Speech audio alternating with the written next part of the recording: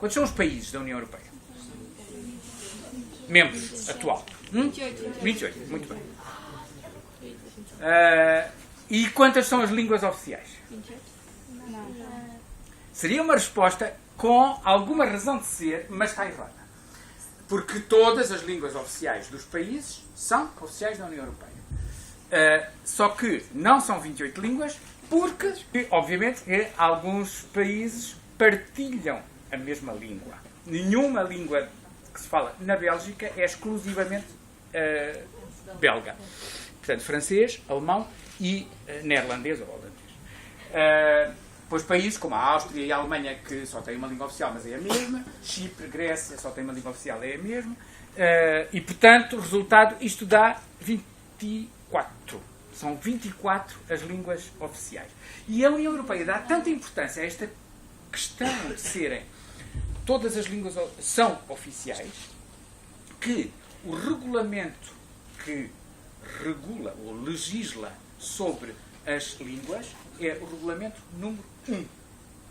É curioso, não é? Portanto, a lei, chamemos regulamentos, são as leis da União Europeia. A lei número 1 é aquela que diz todas as línguas oficiais são todas as línguas dos Estados-membros são oficiais da União Europeia.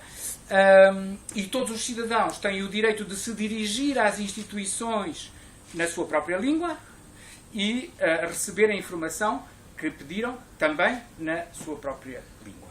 Há legislação da União Europeia que defende que se devem aprender duas, pelo menos, línguas estrangeiras. E porquê duas? Pelo seguinte.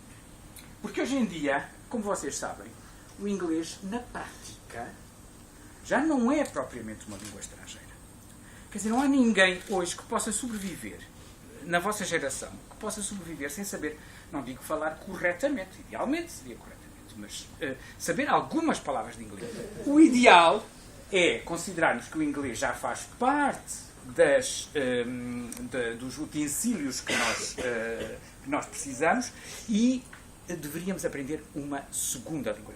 O cidadão europeu moderno deveria falar 3 línguas, a sua e 2 línguas estrangeiras. Um dia vão sempre precisar de saber alguma coisa numa língua que não conhecem. Para isso, então, tem que recorrer a uma profissão, que é a minha, o tradutor. Não é? Portanto, a pessoa que serve de ponte entre 2 línguas. E que, na União Europeia, é fundamental. Portanto, os serviços de tradução na União Europeia são essenciais. Porquê?